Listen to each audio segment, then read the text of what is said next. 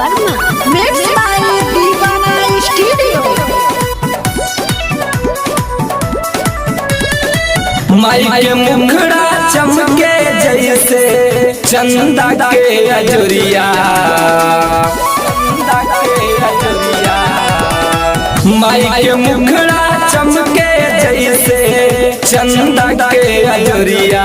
बोली के जय जय माता दी, बोली के जय जय माता दी, चल माई के दुआरिया।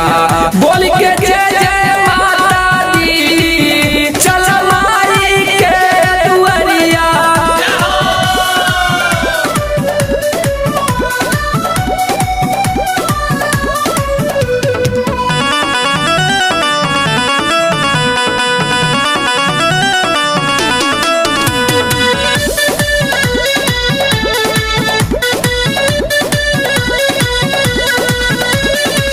चम चम चमके माई मुकुटवा, चमकेला तलवारिया।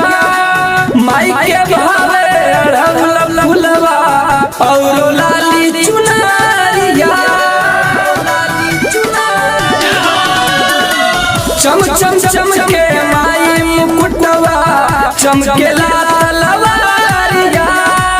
माई के भावे अड़हुल फुलवा और लाली चुनरिया। चल लगाला भगतायापन, चल लगाला भगतायापन, माई से अरजिया।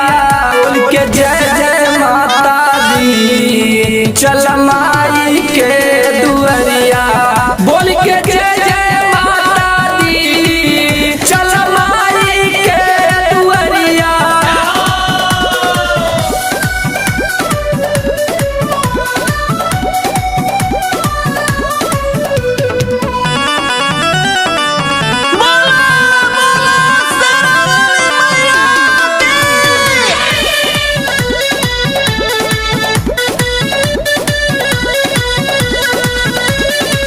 शेर पर सवार हो माई, आवे हमरो अंगनवा।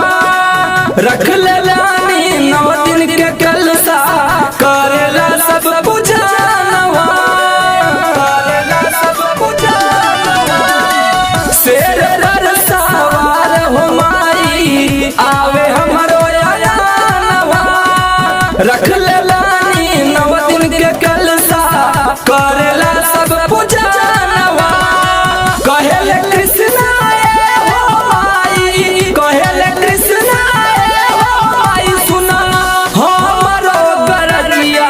बोल के जय जय माता दी, चल माई के दुआरिया। बोल के जय जय माता दी, चल माई के दुआरिया।